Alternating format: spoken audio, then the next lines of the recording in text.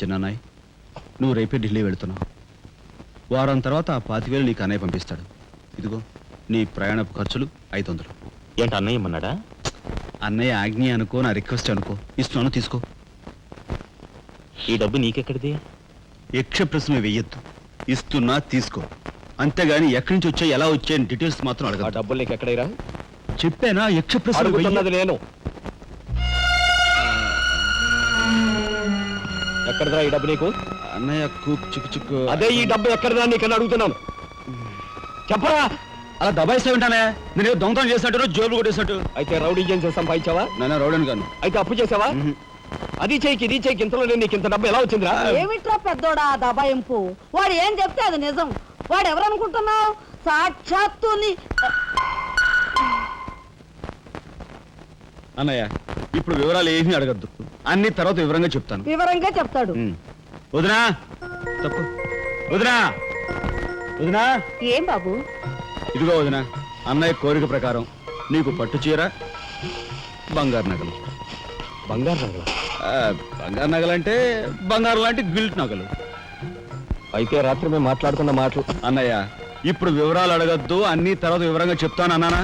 ఇప్పుడు వివరాలు ఏం అడగద్దు, తర్వాత అన్ని వివరంగా చెప్తాను అన్నాడా? ఆ వివరాలు నేను చెప్తాను.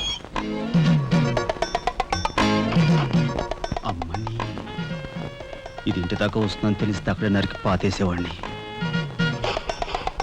ఎవరమ్మా నువ్వు? సామాన్తో పాటు దిగిపోయావు.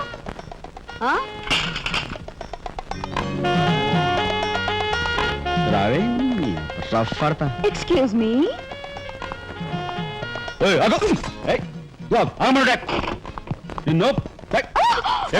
ఏమిటి దౌర్జన్యం? ఇంట్లో వచ్చింది కాకుండా గది గది వెతుకుతున్నావా? నా శీలం ఏ గదిలో భద్రంగా ఉంటుందో చూసుకుంటున్నాను. నీ శీలం ఆ కోట్ చేజులంత రఫ్ ఉందో, రఫ్ పాడించేస్తా. కొట్టుయా కొట్టు. నీతో రఫ్ ఆడించుకోవడానికి వచ్చాను. కొట్టు. బామ్మ, ఈ ఇంటికి పెద్ద దిక్కులో ఉన్నారు. పైగా ఆడవాళ్ళలాగా ఉన్నారు. ఈ ఆడదాని బాధను అర్థం చేసుకోండి. ఈ భారతదేశంలో ఒక ఆడదాని శీలానికి భద్రత లేదా? కనీసం నీ బొంద ముందు నీ బొత్తాలు భద్రంగా పెట్టుకో. నా శీలం బామ్మగారు చూసారా? మీ ముందు ఇలా చూస్తున్నాడు. నాకంతా అర్థం అవుతూనే ఉందరా. అనుమానాలు నాకున్నాయి. నోరు మూసుకుని పద. నా పంచి ఏమిటి వాళ్ళ నలుగురిలోనూ అడిగితే తలా ఒక తన్ను తంతారేమోనని ఇక్కడికి తీసుకొచ్చా. ఆ అమ్మాయి ఎవరు? ఆ అమ్మాయికి నీకు సంబంధం ఏమిటి? నిజంగా ఎలాంటి సంబంధం లేదు. ఏం సంబంధం లేదా?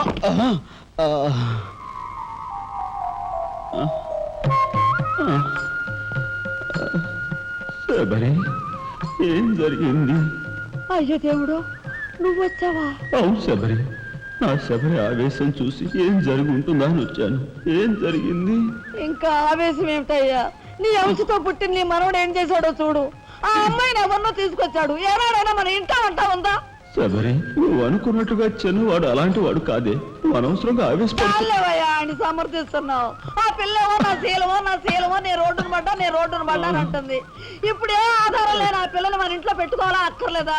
చూడు శబరి, నువ్వు కొంచెం చూసి చూసినట్టు.